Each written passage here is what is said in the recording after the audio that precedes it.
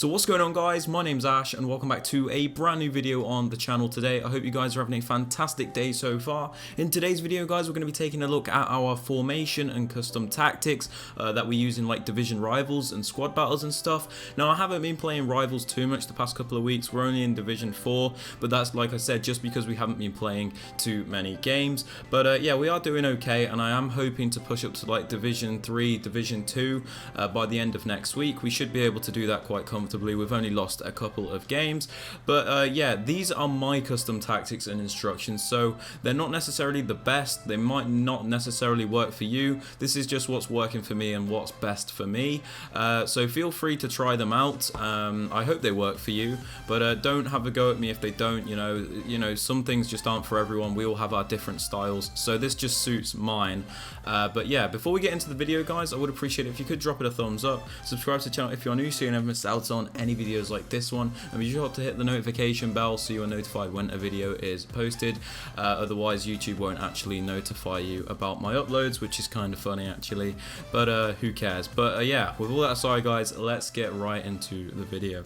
So I've been experimenting with different formations over the past couple of weeks. You know, I've tried like the 4-2-3-1 wide and narrow variations. I've tried 4-3-3, I've tried 4-4-2, 4-3-1-2, and both variations of the 4-1-2-1-2, and I've settled that the 4-1-2-1-2 narrow is my favorite formation, at least for scoring goals. I feel like it's easy to you know, break teams down with that formation because of the two strikers and the cam behind. I feel like it's easy to create like these triangles and just get easy runs in behind and stuff, especially with the AI defending nerf. And I don't know if you guys knew this, but in the next patch, AI defending is getting an even bigger nerf. So like the second player contain won't be as effective. The computer won't just run back into position all the time and stuff. And contain as a whole has just been nerfed as well. So this should become even more effective in the next patch, especially with the driven shot buff as well. If you guys haven't seen the patch notes for the next update, I can leave a link to them down in the description if you guys would want to go and check them out. There's been lots of videos made on that update already, so I'm not going to bother doing that. But yeah, guys, like I said, we chose to use the 4-1-2-1-2 narrow, and as you can see, we do have a 4-2-3-1 tactic here, but I rarely use it. That was mainly just for experimenting in games. So we like to use the 4-1-2-1-2 narrow, and I think I've said this already, but it's just because you get to make those nice attacking triangles. It's easy to build up the play up the pitch, and you obviously have a CDM to you know, break up the play and stuff and cut the passing lanes, which the 4-3-1-2 doesn't have. Because I quite enjoyed using the 4-3-1-2. It's pretty much identical to the 4-1-2-1-2 narrow, but the only problem is when you get caught out, there's not a CDM there to intercept the ball and stuff, and there's just like a big gap between your attack and your defense, so you can get counter-attacked way easier.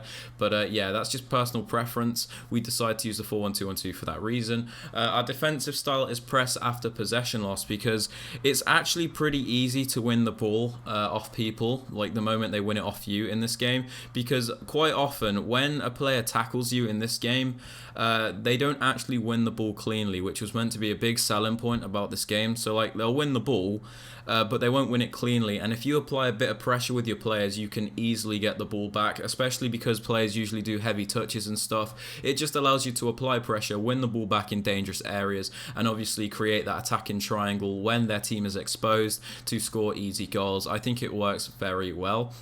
Now for width, I like to have this on 4 because the whole point of the narrow formation is to keep it narrow. You know, you don't need massive amounts of width, otherwise it becomes a 4-1-2-1-2 wide. So yeah, I like to have it on width 4 because it just keeps the middle of the pitch stacked, and it's hard for, you know, your opponent to get into those gaps, because obviously the wider your team is, the more gaps there are in your team, and it's easier for them to pass it through the middle. Now I know some of you might have a few concerns about only using 4 width, like, oh, people can just run down the wings and stuff. Yes, they can, but as you can see, look at the location of my right back and left back, and even yeah, my right back and left back, look, they're currently on the 2 corners of the penalty box. That's how like wide this defensive line is, and it covers the majority of the center and quite a lot of the wing. So when your opponent does get down the flanks and goes into these positions, they can either do 2 things. They can cut, like, they can turn around and cut back, and by then your team's already recovered and your players are back in position, or they can go for a cross, which is not very effective in this FIFA game, especially since headers suck and volleys aren't great. So the two options this leaves them with are not good options for them to score. Like, they're not very consistent ways to score, and you can often recover the ball and start an attack of your own. That's why I like this. Like, if you had it wider, yeah, sure, you'd stop them running down the wings and stuff, but you would also increase the chance that they can go through the middle, which in turn will score more goals for them. Because yeah, it's easier to go through the middle and just shoot on goal. It's way more reliable to score goals, so that's why we have it on 4 width. Now for depth, guys, I like to have this on 4. I don't suggest you guys having it any less than 4, because you get accused of being parked the bus, which is never a good thing. No one likes that. And yeah, I just feel like having it any lower is too low, and you're just inviting pressure on yourself. By having it on 4, I've noticed like they can't always do the chips in behind and, like, you know, get in on goal, but they also can't just pin you back, so you're stuck in your own half. So I feel like it's a perfect balance between not being too far forward so you get caught out, and not being too far back so your opponent can just cut you, can just pin you back in your half, basically. Moving on to offense, I just like to use balance, because I vary my play. I use fast build-up sometimes, and other times I like to just keep possession and control the game a bit. So by having it on balance, it allows me to do all these kind of different moves, because players, you know, they're balanced. You know, it's not forcing one style, because if you play against a good player and they predict your style, let's say I'm playing fast build-up, if I'm playing against a good player and I'm using fast build-up and they start reading that, I'm in trouble, because I've got nothing else. Like, that's my only style. That's why I have it on balance, because you can switch it up and keep your attacks fresh so your opponent doesn't know what's coming. Now for the attack, I do actually increase the width to 5, and this is like a pretty common concept in football. The whole idea is that you defend very compact, so you don't have a lot of width, because obviously that keeps your opponent out. And when you attack, it's nice to have a little extra width to spread out the play and create dangerous attacks. It's just a simple concept. So by increasing it by 1, it's not increasing the width massively, just slightly. It just allows you to have a bit more space on the pitch when creating your attacks, and it stops you from having your players too clunked together when attacking. That's the only reason I do that. It's not too much different to 4 width, but yeah, you can do whatever you want with these, like I said. Now for players in box, I think I've got this on slightly too high, but I feel like by having this value at 6, it allows me to have a lot more options in the box when I am attacking, because like I said, crossing sucks and the cutback is very predictable. So the way to maximize your chances of scoring in these positions when you're down the wing is to have a few more players in the box, so there's more for the defenders to mark, and obviously there's more easy options to pass to, and you can quite often score a simple cutback goal purely because of how many players are there. It's impossible to always mark every player, whereas if I just had one player in the box, so I can show you in this little analogy type thing. Look, we have one player in the box there. They're obviously going to be marking that player, and yeah, you're not going to score the goal. So I like to have it on 6 because you have like 3 players in the box, and you still have a player hanging around on the edge of the box to pick up a loose ball or something like that. Now for corners just suck. Don't bother with them. I like to take them short, so I just have them on 2 bars because you know you don't have many players in the box, and obviously if your opponent wins the ball from the corner, you've got quite a lot of people back, and it's not too much of an issue. Like, it doesn't really matter if you have like 5 players, like if I went up to 5, it wouldn't even matter if I did that from a corner, because headers are just so trash that no matter if you it doesn't matter if you win the header or not.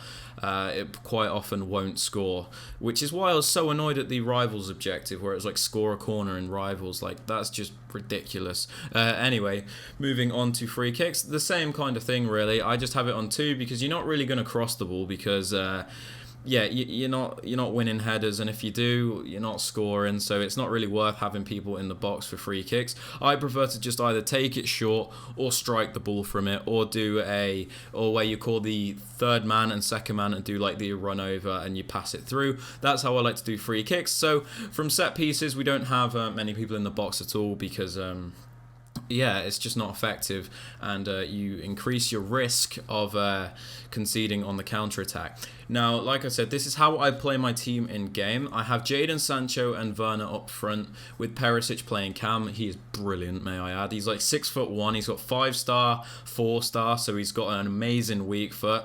He's got medium work rates, which means he doesn't come back and defend. And then in the midfield, we've got like Goretzka and Delaney, who are both tanks and can run up and down the pitch. And we've also got Witsel, who reminds me of a cheap Vieira. And then obviously our defensive line stays the same. Now, if you guys want to see my instructions, this is what I use. Actually, this is reset.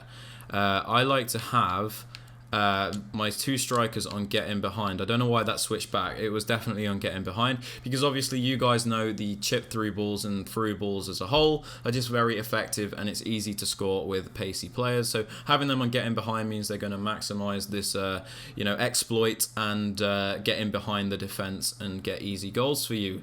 Now on my cam, I just have him on stay forward, because quite often when you win the ball in defense, you want to get the ball up quickly, and in order to do that, you need players up there. So by having your cam on stay forward, what it allows is, especially with a guy like Perisic, who's pretty tall, if you just like cross the ball up or something, or just hit the ball up, they can control it and wait for support, and you quite often have your 2 strikers running in behind the moment your cam wins the ball, or gets the ball, sorry, so you can create really easy chances and very effective chances. That's why I like to have him on stay forward, because if you didn't, you've got no real way to get it out of the defense without just like passing it all the way up the pitch, which can become tedious and very risky at the same time. So I suggest having your cam on stay forward.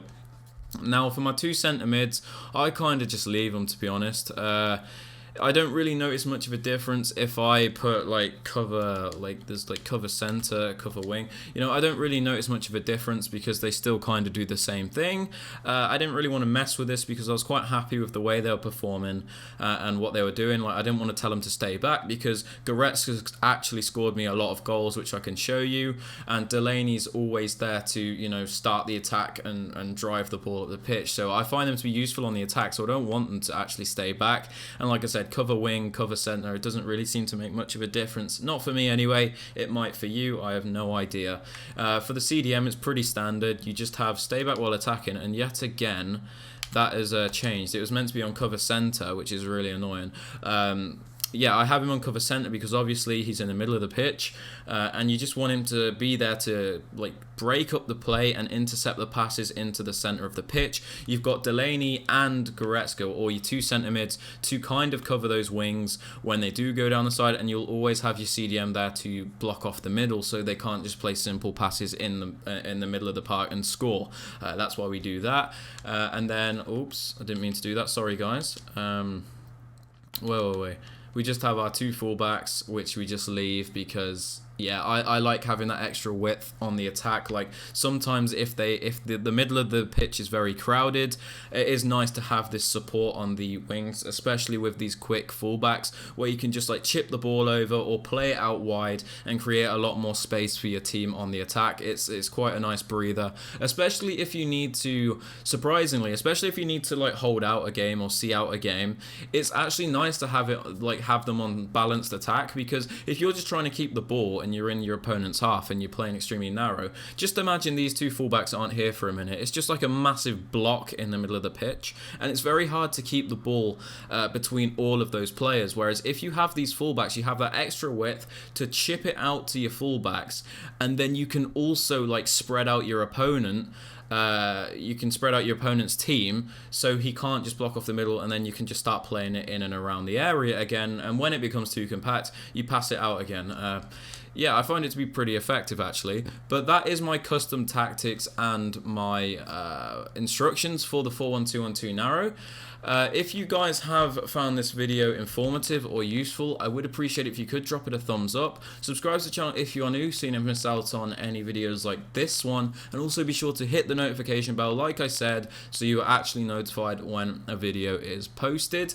But yeah, like I said, if this doesn't help you, I'm sorry. This is just what I found to be most effective, and I've tried a lot of different formations. Things might change very soon with the patch. I might change my opinion, and if I do change my opinion, I will update you guys on what I'm using, and I will change the title of this video to actually fit this video. I won't put like best custom tactics or whatever, because obviously it won't be true anymore. But yeah, thank you guys for watching this video. I hope you guys have a fantastic rest of your day, and I will catch you in the next upload.